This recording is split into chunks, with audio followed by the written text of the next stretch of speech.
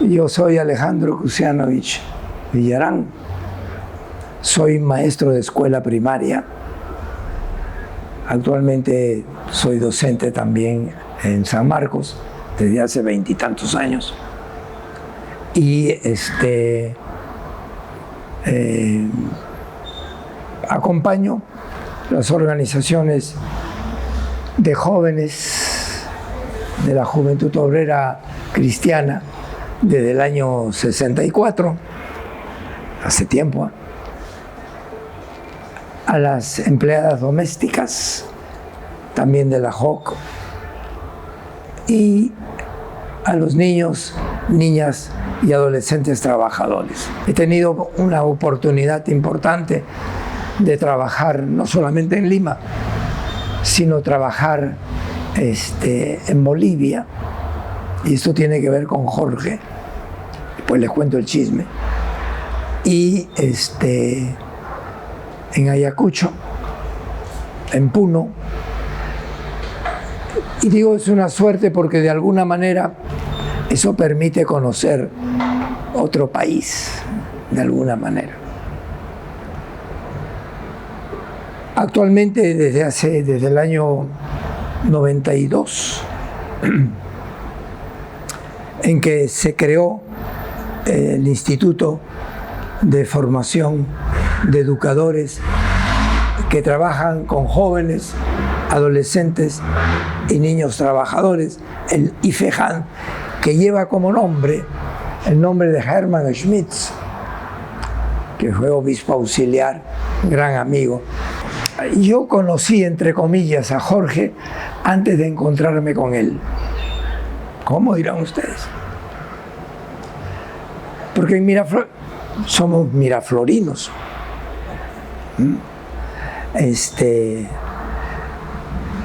Al frente de la casa donde estábamos nosotros vivía una familia muy amiga, entrañablemente amiga, y que conocían a Carlos y a Jorge Álvarez Calderón. A Carlos creo de la universidad, y a Jorge se escapó más como molinero a estudiar en La Molina. Los conocían, tengo entendido, del movimiento universitario cristiano católico. Entonces ahí yo ya oía hablar de Jorge, ¿no? Y de Carlos, por supuesto. Pero a Jorge yo lo vengo a encontrar físicamente el 6 de enero de 1959. ¿Qué pasó el 6 de enero? Fue el día de la ordenación sacerdotal de Jorge, de Gustavo, de Emilio Curi y de otro cura peruano del clero, un gran tipo, párroco en La Victoria. Se ordenaron los 4. Yo estuve en la ceremonia. Estuve con mi madre y con mis hermanas, si no me equivoco. Estuvimos en la ordenación. Yo ya trabajaba en Breña todo el año 58, profesor de 4º año de primaria. Y el día 6 fuimos a la ordenación, y al día siguiente Jorgito celebraba su primera misa. ¿Dónde? En la Basílica de María Auxiliadora en Breña. Y yo fui su ayudante. Hay fotos donde estoy yo, mapelucó, por supuesto, ¿no es cierto? Ayudando a Jorge en la misa, como su alcohólico, mejor dicho, como su acólito, ¿no es cierto? A Jorge, ¿no? ¿Por qué celebró ahí Jorge su primera misa? La mamá, la familia de Carlos y de Jorge eran cooperadores salesianos. Chuta, yo ya había oído hablar de la familia, porque decían, no hay plata para tal colegio. Llama a la señora María. Aló. Y la señora María, ahí estaba, firme. Era la mamá de Jorge y de Carlos. Y de su hija, por supuesto, pero hablo de ellos dos. Yo le ayudé en la misa a Jorge. Y recuerdo que terminamos y Jorge aparece en el patio, ¿no es cierto? Y ahí nos encontramos ya sin todos los trapos que uno se pone para la ceremonia religiosa, litúrgica. Nos saludamos, etcétera, me agradeció, nos agradecimos y él salió disparado con su mamá.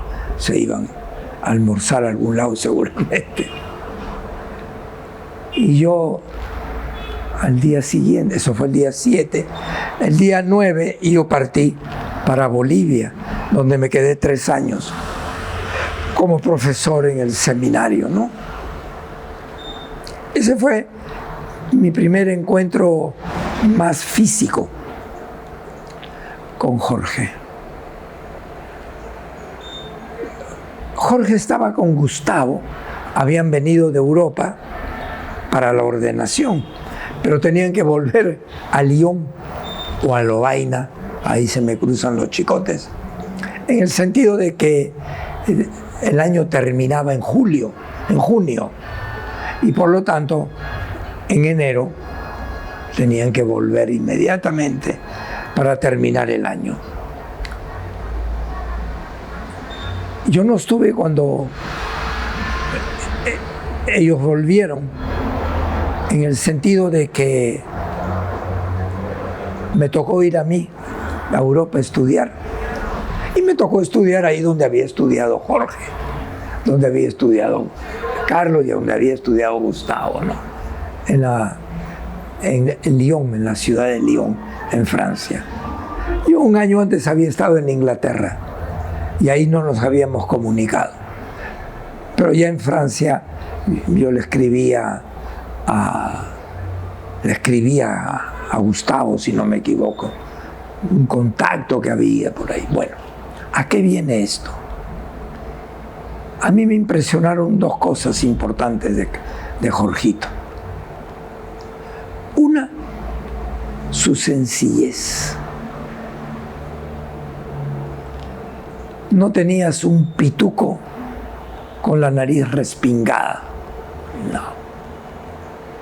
Tenías a alguien que trabajó en la zona rural de Lima, con caja de agua, 3 compuertas, toda esa zona,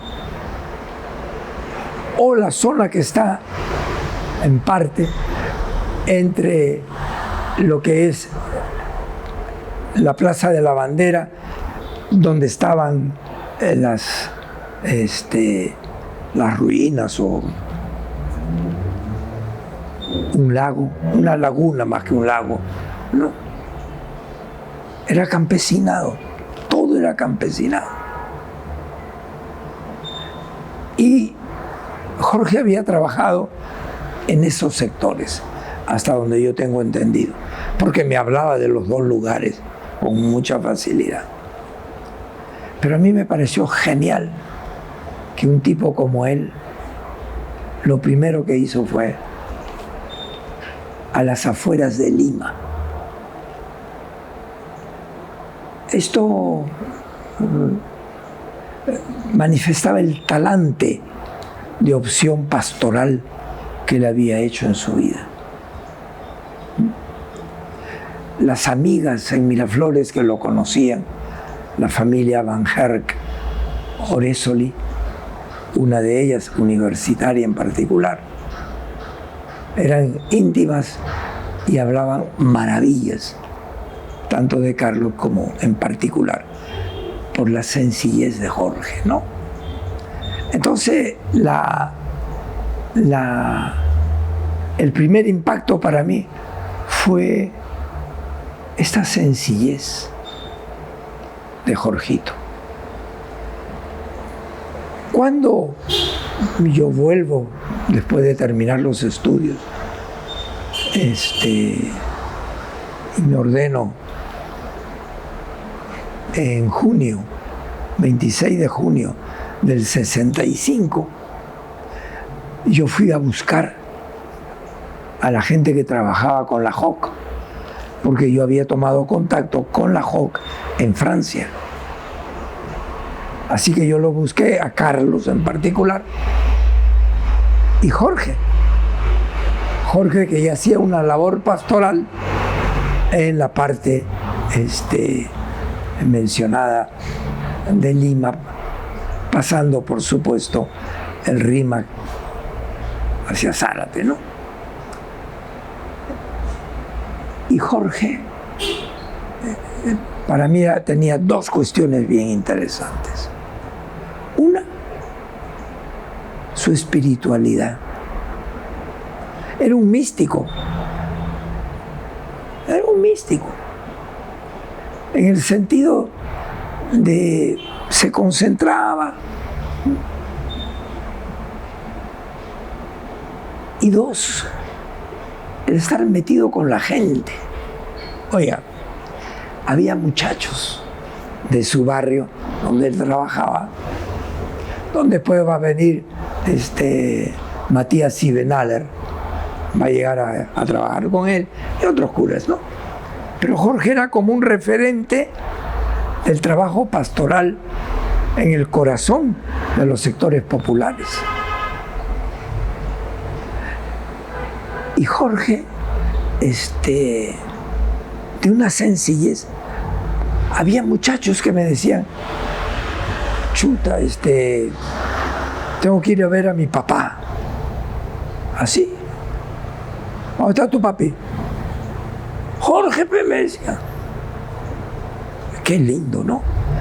No era que él quería que lo llamen papá, pero había una relación con los muchachos y con las chicas de la JOC de su barrio, que después yo voy a recibir en el movimiento, recibir en el sentido de tener que acompañar también, ¿no? Para mí Jorge fue impresionantemente coherente y metido ahí. ¿Por qué lo digo? Porque tengo la impresión, no estoy seguro, de que ya oía yo hablar de Jorge y de Carlos en el Centro Católico de Miraflores, donde yo iba a chivatear con otros compañeros, porque estábamos interesados en formar parte del movimiento Scout de ahí. Y como yo estudiaba en el colegio Champagnat, o sea, al ladito, después de la cancha de fútbol, se abría la puerta y ya estábamos a 50 metros del centro católico. Ahí se hablaba de este hermano llamado Jorge Álvarez Calderón como una persona de un gran corazón.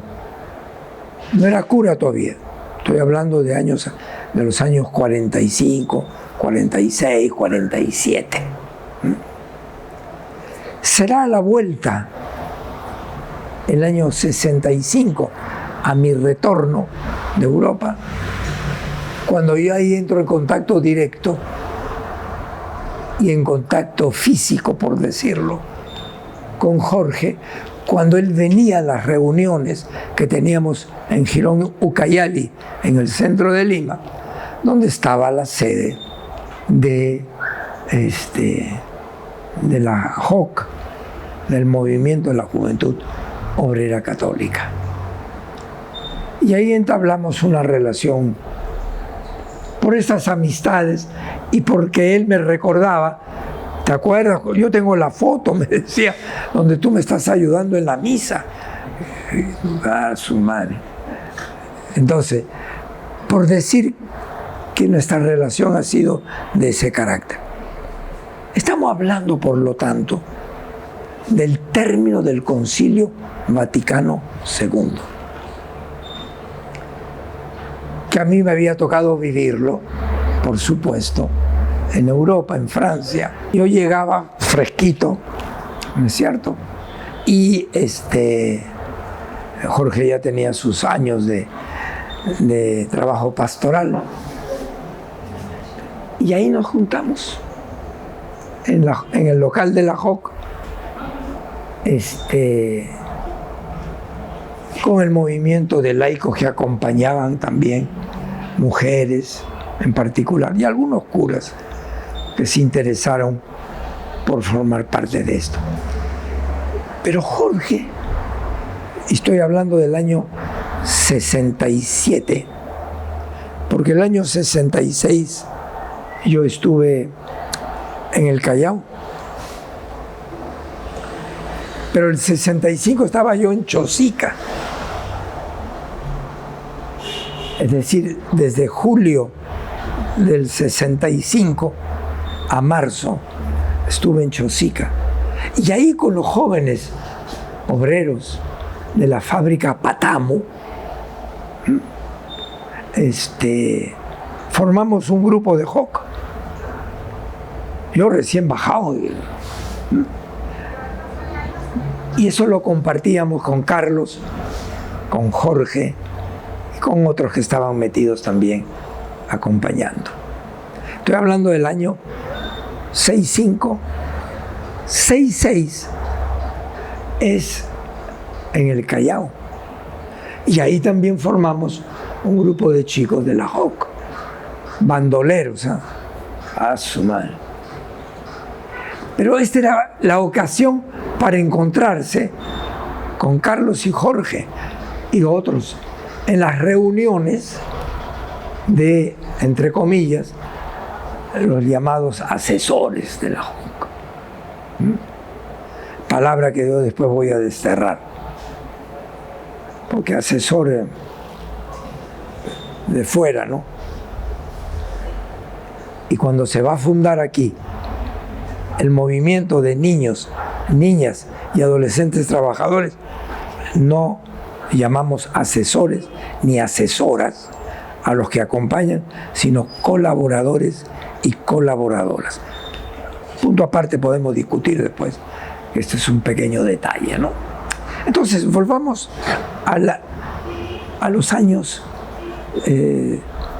67 en que yo estoy en Breña, y ahí, con los estudiantes, la mayoría trabajadores, sino obreros concretamente, de la escuela vespertina en la Avenida Brasil,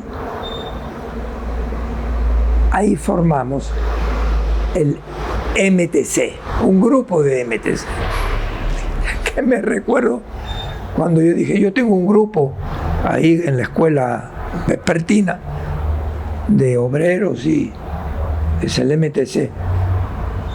Voy a decir las palabras de Jorgito, qué conchudo eres. Nunca nos comunicaste y ya formaste. Y dije, ¿yo por qué tengo que pedir permiso? O sea, se lanza y punto. Ya después uno los articula, ¿no? Pero me pareció simpática su reacción. Porque me dijo, ¿qué tal conchudo? Le pone el nombre. Y no nos avisó a los que andamos metidos en esto hace más de un año aproximadamente.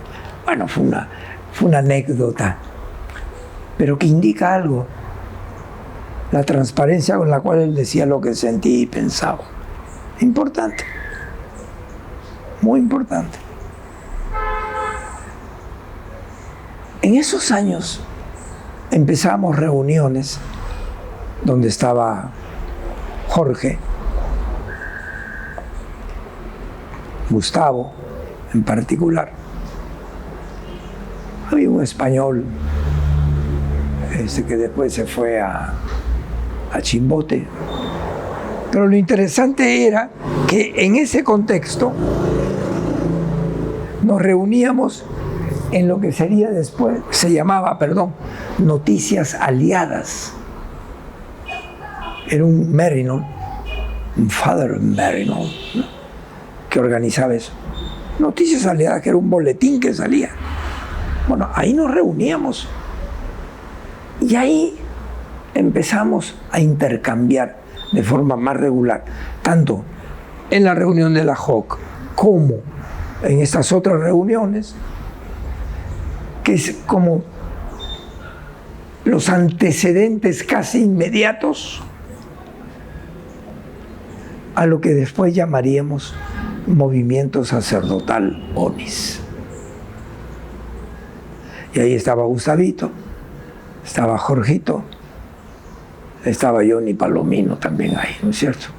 Entonces, se le empezó a dar vuelta. Claro, el que pensaba, por decirlo de una manera, y armaba las cosas, era Gustavo, ¿no?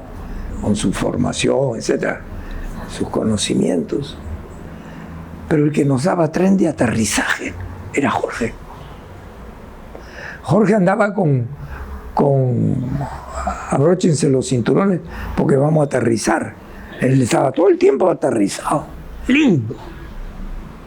Era como el referente de la praxis. Pero una praxis que él lo llevaba a dos cosas. Una, a hablar de la gente, a partir de lo que la gente le decía o lo que él observaba y lo que él compartía.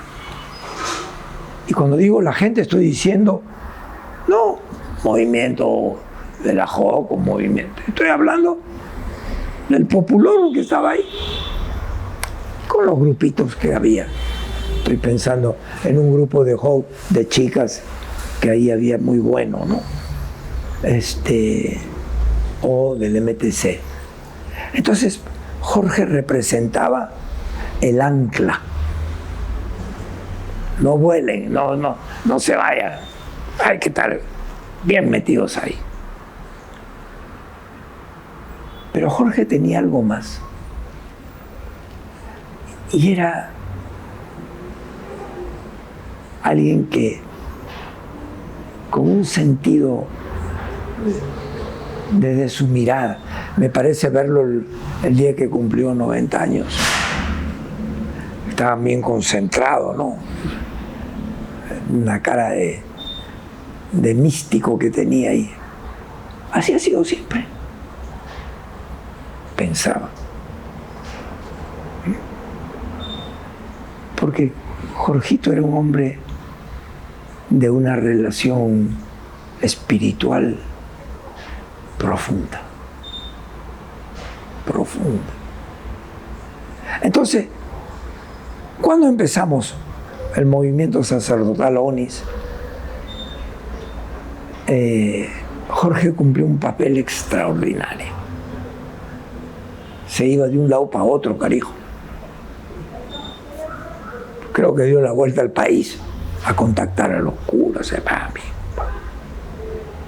El movimiento ONIS crece porque Jorge fue un visitador permanente de las regiones. Les voy a dar dos detalles. El día 24 de septiembre de 1969, yo volé a Ayacucho. Me sacaron de aquí y me mandaron para allá. ¿Saben quién me vino a ver? A Ayacucho. Jorge. Dos Jorge llegaron. Uno, el padre Jorge de Leye, belga, de la parroquia Jesús Obrero, que pasó por Ayacucho, nos encontramos. Y el Jorge nuestro, Álvarez Calderón Ayulo, que me vino a ver cómo estaba, qué pasa. O sea, sensible a los problemas de cualquier cura. Esto me pareció que me venga a ver a mí, a Ayacucho, expresamente para contarme, informarme de la reunión que había tenido el movimiento ONIS, en la que yo no pude estar, siendo junto con Jorge y con Gustavo, estaba también Alfredo Pastor y otros, ¿no? Por supuesto. Pero estábamos entre los que chismoseábamos sobre por dónde tenía que ir ONIS. Estoy hablando de un momento muy importante. Gustavo había publicado en el Miet Gesi sus líneas pastorales de la Iglesia Latinoamericana, año 69. Entonces, la visita de Jorge para mí fue un gesto de solidaridad de la grandísima. A mí me tocó llegar de Roma porque yo fui a un congreso y me recibieron para decirme, ya está tu ticket, pasado mañana viajas a Ayacucho y te quedas ahí. Y yo fui. Ahí vino Jorge. Eso le marca la vida a uno. Porque no era el tipo que decía, ya, sí, no. ¿Qué pensará el compañero? ¿Cómo estará?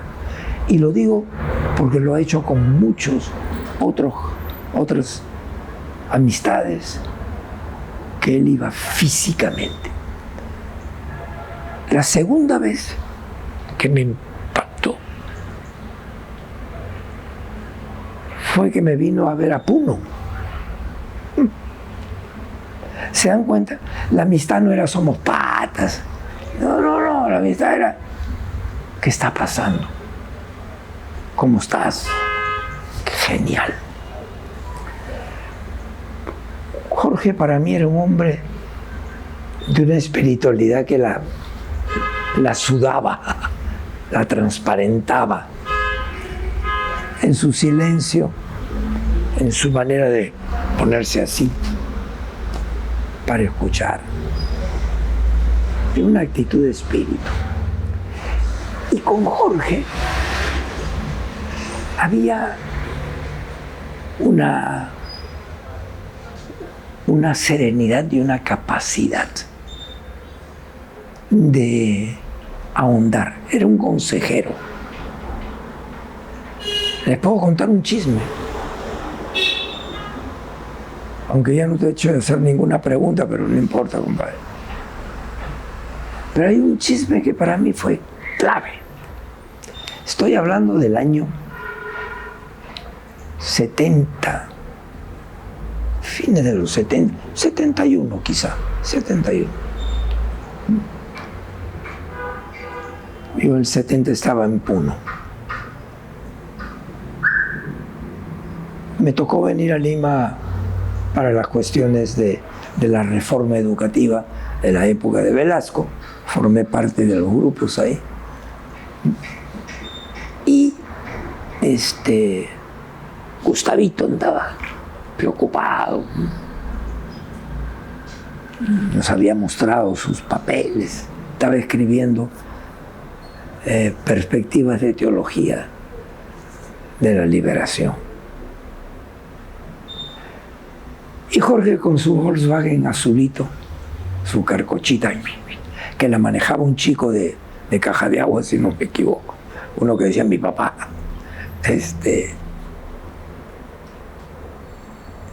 nos llevó, porque Jorge dijo, tengo que ir al arzobispado. No, eso nos dijo Gustavo. Entonces nos vinimos los tres en la carcocha y nos paramos un rato en la Plaza de Armas. Este es un chisme que les cuento. Y Gustavo nos hizo una pregunta. Nos confió una duda. Oigan, dice, yo no sé si llamar a esto teología de la liberación, muy político, o teología de la salvación. Y como con un resorte, Jorge y el que habla, ¿cómo? Fuera acá. Es teología de la liberación. Le volvió el alma al cuerpo, creo, salvo que lo haya hecho didácticamente para ver qué pensábamos, ¿no? Pero Gustavo, bueno, ya, bajó, fue y dijo, teología de la liberación. Pero qué interesante, porque el propio Gustavo dijo, no quisiera chocar algo así, ¿no? Teología de la liberación, en un contexto en que se hablaba de liberación desde el campo revolucionario. Estoy hablando del año 71, no se olviden que al compadre el Che Guevara le habían dado vuelta en el 69, ¿no es cierto?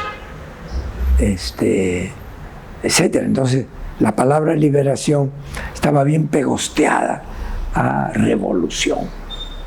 Y Gustavo tuvo la fineza de consultarnos. ¿Qué les parece? ¿Lo cambio? Y nosotros dijimos, manan, aquí no hay cambio, aquí es liberación. ¿Por qué lo cuento? Porque la palabra de Jorge era muy importante. Jorge fue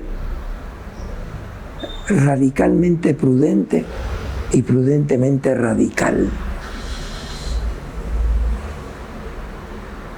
A su estilo. Un estilo siempre marcado de sensibilidad, marcado de un espíritu evangélico muy profundo. Miren ustedes, en septiembre del 68, si equivocado no ando,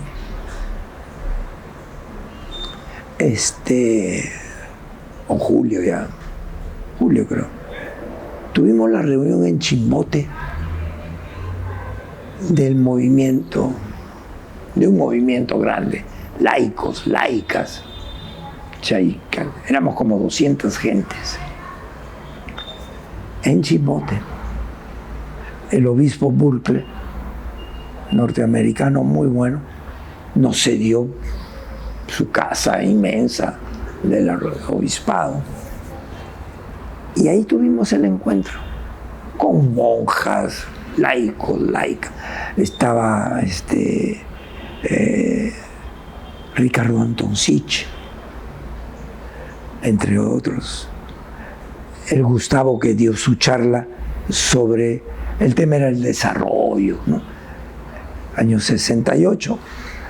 Acabábamos de terminar prácticamente la conferencia de Medellín. Gustavo fue a la conferencia de Medellín post Chimbote, si no me equivoco. Y ahí Gustavo habló de teología de la liberación, diciendo el desarrollo de la liberación. Estaba este jesuita que había escrito algo así como Ciencia y Revolución, un librito, el trujillano primo de ahí en la torre. Entonces, ¿por qué les cuento esto? Porque Jorge ha sido siempre un punto de sensatez, de serenidad, sin dejar de ser rígido en el sentido de saber para dónde hay que ir. Y esto era importante, porque eran climas de exaltación, por decirlo. Y en Jorge se encontraba radicalidad en medio de la serenidad y de los argumentos que a partir de la experiencia él nos ofrecía. Pero quiero contarles una anécdota más, que para mí fue muy importante. Nos encontramos con Jorge, me dijo, vamos, a tal hora nos encontramos. Y caminando estaba feliz Jorge. Le faltaba una soga y ir saltando, carijo. Y me dijo, me libré, Alejandro, me libré. ¿Te libraste de qué, carijo? Vengo, me puedo equivocar ahora en el nombre que voy a dar. Vengo de este lugar donde se venden acciones. Una oficina, donde la gente va y dice, quiero vender mi edificio. Por tanto, ya... Dijo, estoy libre, me dijo, me abrazó. Estoy libre, Alejandro. Me estoy viniendo de tal lugar y he vendido y he entregado todas las propiedades que me tocaban en herencia. Ya no tengo nada. Soy libre. Estoy hablando de un rico. Y ustedes entenderán por qué. A la muerte de Jorge, yo hice una pequeña nota. Siendo rico, se hizo pobre por nosotros. Jorge, viniendo de una familia, como él me dijo, antes ya me había dicho, ¿de qué sector vienes tú? Me dijo. Yo, pelado de miércoles, le digo, porque mi madre era costurera, etc. Ah, clase media, me dijo. Nunca me vuelve. Clase media. Medio pelo, bueno, clase media. Y yo le dije, ¿y tú? Ay, yo vengo de la alta burguesía rica, me dijo, pero con pesar. No con pesar en el sentido de, ay, qué pena, no, sino decir, ese es mi origen. Cuando él viene y me dice, estoy libre, parecía un niño que cumplía 7 años, ¿no? Ya no soy propietario de nada, de lo que me tocaba en herencia. Esa imagen es de un hombre coherente, un hombre que decía, en el fondo, no es que dice, maldita la hora en que vengo de esa familia, no. O sea, ya pude liberarme legalmente de todo aquello que la plata la metía después piensen ustedes en el Centro de Estudios y Publicaciones, piensen ustedes en el IBC, en el Instituto Bartolomé de las Casas, en la cantidad de cosas que se han hecho, seguramente que Jorge aportó, pero no era para él, porque vivió siempre austero, sencillo. Esta anécdota para mí no es ningún simple acontecimiento sencillo. Denota el alma de este Jorgito. Por fin estoy libre. Ya entregué todas mis pertenencias que me tocaban por herencia. Qué genial. Entonces, para mí, Jorge, que además decíamos, cuando haya que explicar algo hay que llamarlo a Jorge, porque él es especialista en el Evangelio de San Juan. Eso se me quedó. No sé si es tan preciso lo que estoy diciendo. San Juan, el discípulo amado del Evangelio de Juan. Pregúntele a Jorge, pregúntele a Jorge. Y Jorge estudiaba y leía. Por eso cuando Gustavo, el día de la misa, él muestra el libro, así comenzamos, me acuerdo perfectamente de ese libro, porque Jorge lo iba escribiendo. Así comenzamos. Gustavo se lo recordó en un momento importante de la vida de Jorgito. Jorge queda en nuestros corazones como un hermano radicalmente sencillo, humilde, solidario, un hombre de Dios. Hemos conversado muchísimas otras cosas, pero la cantidad de veces que me había venido a ver y a conversar en Jesús Obrero, donde yo estuve desde el 11 de abril del 71, al día en que con policía y con juez nos sacaron de la casa de retiro, que era la casa de la JOC. Los años que me tocó vivir ahí, hasta el año prácticamente, hasta el 15 de enero del 98. Fueron los años en que Jorge venía casi todas las semanas, se escapaba junto con otros curas de su lado, como Matías, a compartir, a estar ahí. Yo no sé si santos son los que los proclama el Vaticano, o santos son gente como Jorgito, de gran sencillez y de gran fraternidad, de gran fraternidad. No por nada los columbanos eran para él una referencia. Todos los curas de los barrios de la época, admirables, ¿eh? Lo tuvieron siempre como un amigo, como un consejero, como un cercano. Y una anécdota más, cuando estaba medio, empezaba a hablar en alemán, el Jorge, porque había estudiado el alemán, no sé, le salía el francés muy bien, y el alemán, ¿no? Ya, no. De Jorge yo tengo, como lo tenía mi propia madre, ¿no?, la imagen de ese compañero cariñoso, afectuoso, sensible, pero al mismo tiempo exigente en lo que había que exigir. Sí.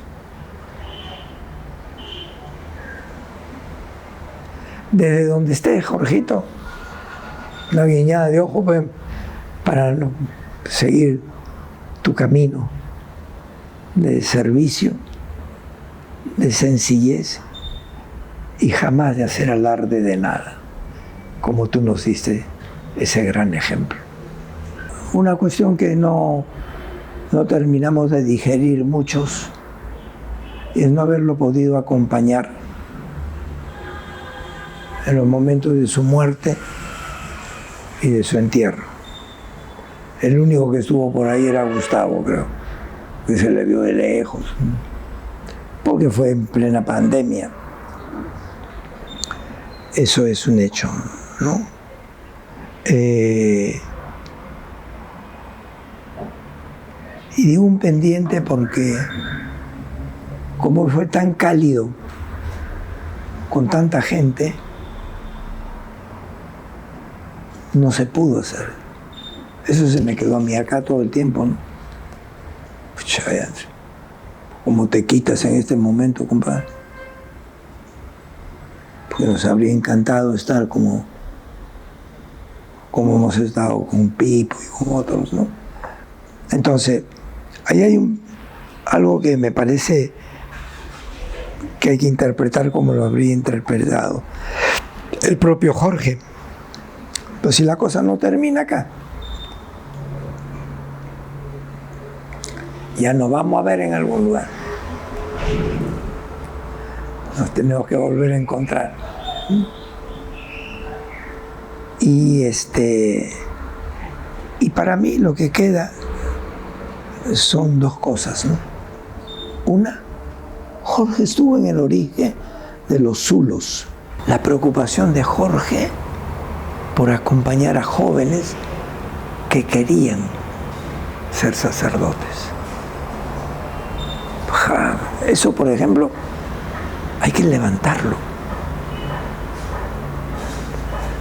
Porque él no era alguien que de una u otra manera estaba, si quieres y si no, no. La vocación laical y la vocación sacerdotal de nuevas generaciones. Bien bacán. Entonces hay que recuperar, porque él fue de los que animó toda esta manera de... El nombre no creo que lo puso él, lo pusieron los mismos jóvenes, ¿no? Con S decían, no con sea. Entonces, hay que recuperar esa dimensión. Muy importante. Esa preocupación por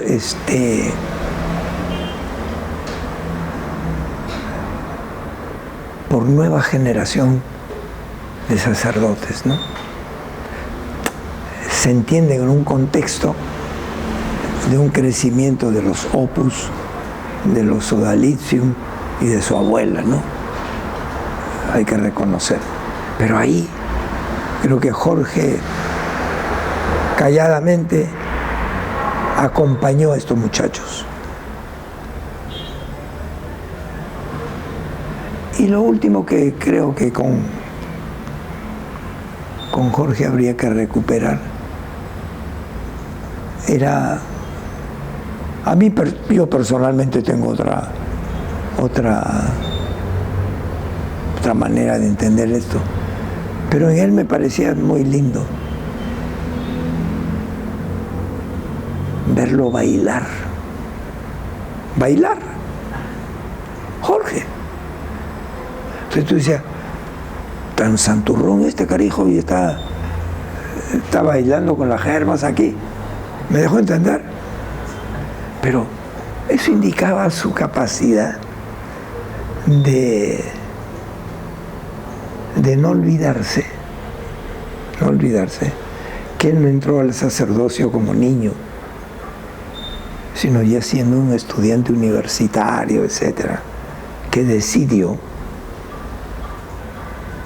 Y a mí me parecía, una vez más, a mí me dicen anda a bailar con una germa, yo salgo, yo siempre he sido comentarista de los que bailan, para decir cómo mueven las tabas, cómo mueven la cola, todo lo que quieran, comentarista desde niño.